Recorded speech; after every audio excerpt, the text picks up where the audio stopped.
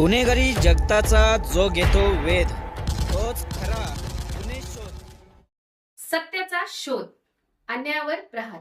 आपण जोडले आहोत गुन्हे शोध न्यूज नेटवर्क सोबत. नमस्कार, मी मीनाक्षी घोडके घेऊन आली आहे आजच्या मोठ्या धक्कादायक बातम्या. मनोरच्या आदिवासी एकता ढाब्याभोवती रात्रीच्या तेल कमाईचा खेळ. टँकरमधून पेट्रोल, डिझेल, केमिकल आणि ऑइल चोरीचे गंभीर आरोप. कथित पोलीस संरक्षणामुळे माफिया बिनधास्त. मुंबई अहमदाबाद महामार्गावरून एक अत्यंत गंभीर आरोप समोर आला आहे. पालघर जिल्ह्यातील मनोर परिसरात चिल्लार फाट्याजवळ असलेल्या आदिवासी एकता ढाब्याच्या परिसरात रात्रीच्या अंधाराचा टँकरमधून पेट्रोलियम पदार्थ, केमिकल आणि ऑइलची कथित चोरी होत असल्याचा दावा तक्रारीत करण्यात आला आहे. रात्री उशिरापासून पहाटेपर्यंत टँकर थांबतात, माल बाहेर काढला जातो आणि त्यानंतर हा माल नेमका जातो कुठे?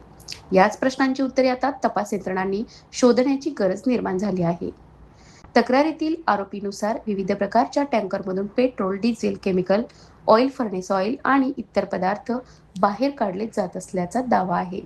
इतकंच नाही तर दररोज 5 ते 10 लाख रुपयांपर्यंतच्या मालाची चोरी होत असल्याचा आरोप करण्यात आला आहे. मात्र हे आरोप सत्य आहेत की नाही हे अधिकृत तपासातूनच स्पष्ट होणार आहे. जर ज्वलनशील पदार्थाची अनधिकृतपणे हाताळणी होत असल्याचे आरोप खरे ठरले तर हा प्रकार केवळ आर्थिक गुन्ह्याचा प्रश्न राहत नाही. महामार्गालगत पेट्रोलियम किंवा रासायनिक पदार्थाची असुरक्षित पद्धतीने हाताळणी होत असेल तर टँकर चालक, ढाब्यावरील कर्मचारी, स्थानिक नागरिक आणि महामार्गावरून प्रवास करणाऱ्या हजारो वाहन चालकांच्या सुरक्षेचा प्रश्न निर्माण होतो. एखादी दुर्घटना घडल्यास त्याचे परिणाम किती गंभीर असू शकतात याचा विचार प्रशासनाने करणे आवश्यक आहे. तक्रारीमध्ये गुड्डू उर्फ जिशान महेश विनोद आणि त्यांच्या काही सहकाऱ्यांसह ढाबा चालक व जागा मालक यांच्यावर सहभागाचे आरोप करण्यात आले आहेत. मात्र पुन्हा एकदा स्पष्ट करते, हे सर्व आरोप असून संबंधित व्यक्ती दोषी असल्याचे सिद्ध झालेले नाही. त्यामुळे या व्यक्तीची बाजूही तपासाच्या प्रक्रियेत समोर येणे आवश्यक आहे. या कथित व्यवहारामागे स्थानिक पातळीवरील काही पोलीस अधिकारी किंवा कर्मचाऱ्यांचे कथित संरक्षण असल्याचा गंभीर आरोप तक्रारीत करण्यात आला आहे. तसेच या संरक्षणाच्या बदल्यात दर महिन्याला कथित प्रोटेक्शन मनी दिला जात असल्याचाही दावा करण्यात आला आहे. जर हा आरोप खरा असेल तर हा अत्यंत गंभीर प्रकार ठरेल आणि जर आरोप खोटा असेल तर त्यामागची वस्तुस्थितीही तपासातून समोर येणे तितकेच महत्त्वाचे आहे. या प्रकरणातील आणखी एक गंभीर दावा म्हणजे तक्रारी करूनही संबंधित पातळीवर अवैध धंदा सुरू नाही अशा स्वरूपाचे अहवाल वरिष्ठ अधिकाऱ्यांना दिले जात असल्याचा आरोप आहे. त्यामुळे आता प्रश्न निर्माण होतो, स्थानिक पातळीवर होणाऱ्या कारवाईची आणि वरिष्ठ अधिकाऱ्यांपर्यंत पोहोचवणाऱ्या माहितीची स्वतंत्र पडताळणी झाली आहे का? सीसीटीव्ही तपासा, सत्य समोर येईल. या प्रकरणात प्रत्यारोपांपेक्षा पुरावे महत्त्वाचे आहेत.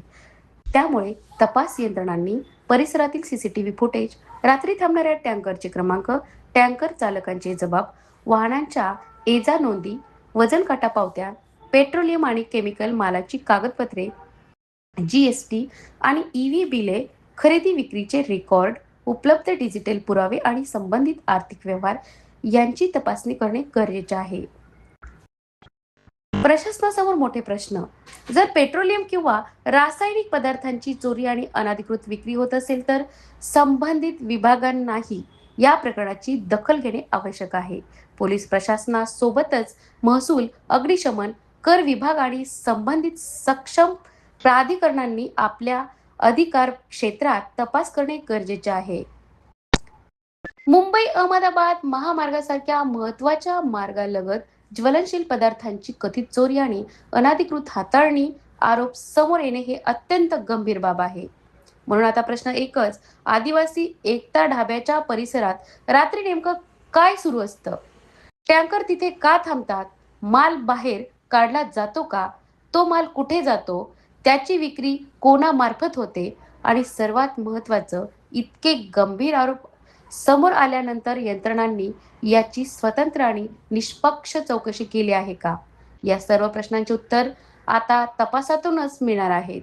आरोप खरे असतील तर दोषींवर कठोर कारवाई झाली पाहिजे आणि आरोप खोटे असतील तर तेही अधिकृत तपासातून स्पष्ट झाले पाहिजे. कारण हा प्रश्न केवळ कथित चोरींच्या मालाचा नाही, हा प्रश्न आहे महामार्गाच्या सुरक्षेचा आणि हजारो नागरिकांच्या जीविताचा. मी मीनाक्षी घोडके, गुन्हे शोध न्यूज नेटवर्क.